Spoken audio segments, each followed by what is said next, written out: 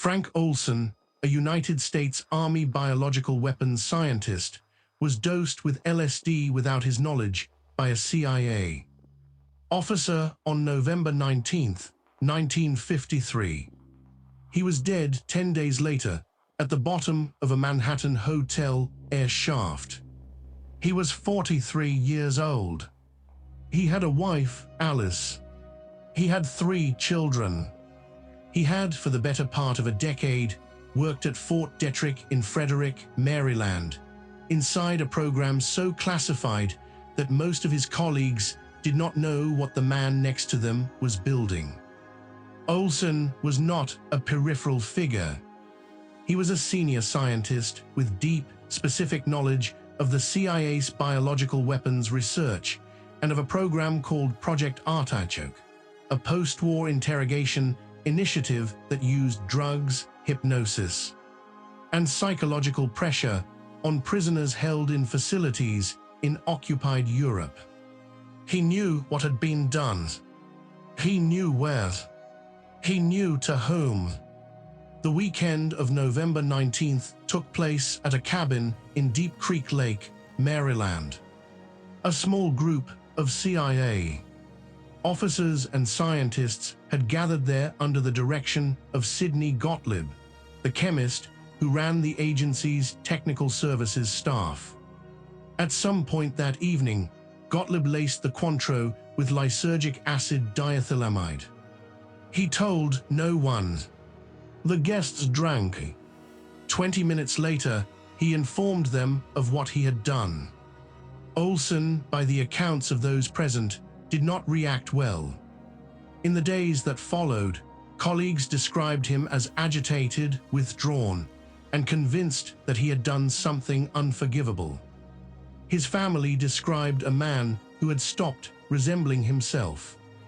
By late November, the CIA had arranged for Olson to see a psychiatrist in New York, a man named Harold Abramson, who himself held a CIA contract and had received agency funding to study the effects of LSD. Abramson was not a disinterested physician. He was part of the same apparatus. Olson met with him twice.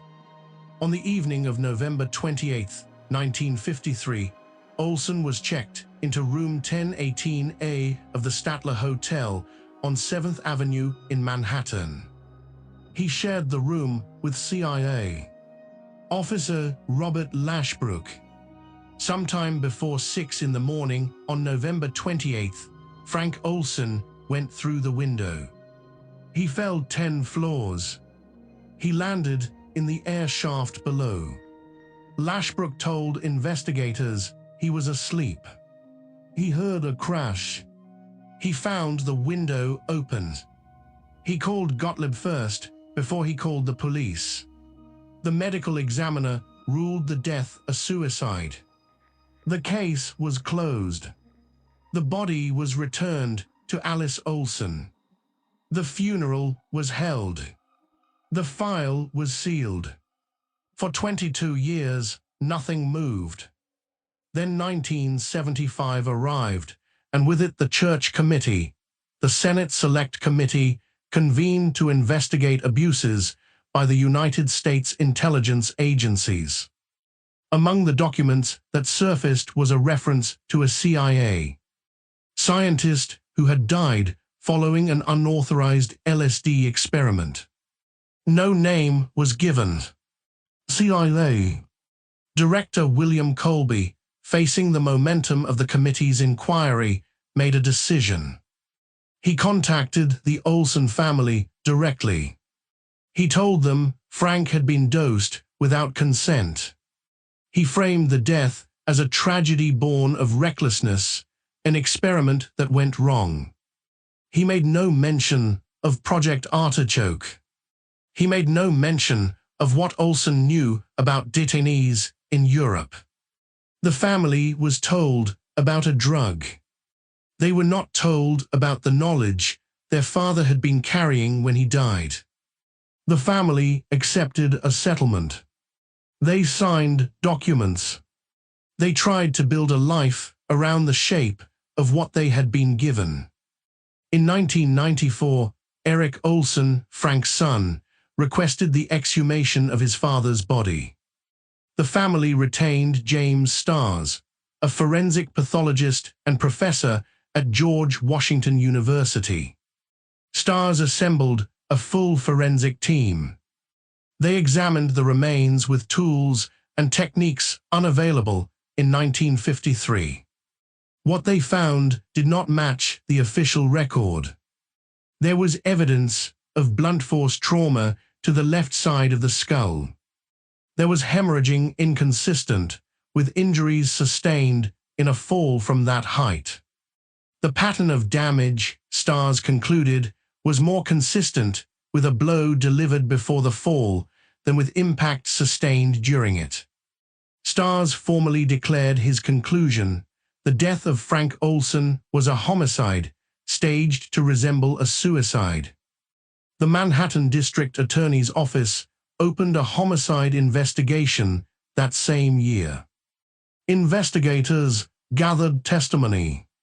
They identified witnesses. Several of those witnesses were CIA officers. The office closed the investigation in 1996. They cited jurisdictional complications. The key witnesses were effectively beyond the reach of a municipal prosecutor. No charges were filed. The window in room 1018A had no screen. The glass was intact. To pass through it, a person would have needed to clear the low sill with some force and direction. Lashbrook, who shared the room, reported hearing nothing before the sound of breaking glass. He made his first call to Gottlieb. The hotel operator later recalled that call. Lashbrook's reported words, according to that operator, were, "Well, he's gone." Not "he fell." Not "something terrible has happened." He's gone. Frank Olson had clearance to details of what American and CIA-affiliated personnel had done to prisoners in post-war Europe. He had been present at meetings where those operations were discussed. He had, in the weeks before his death, become visibly unstable. He had told his wife he wanted to leave his job. He had told a colleague he had made a terrible mistake. The CIA knew what he knew. They knew he was unraveling. They sent him to a contractor. They put him in a room with one of their own officers. He went through a window. The man in the room said he was asleep. The skull fracture predated the fall. That is what the forensic record says. The investigation closed without charges. That is what the legal record says. What no record says is what Frank Olson told Harold Abramson during those 2 sessions, or what, if anything, Abramson reported back, and to whom.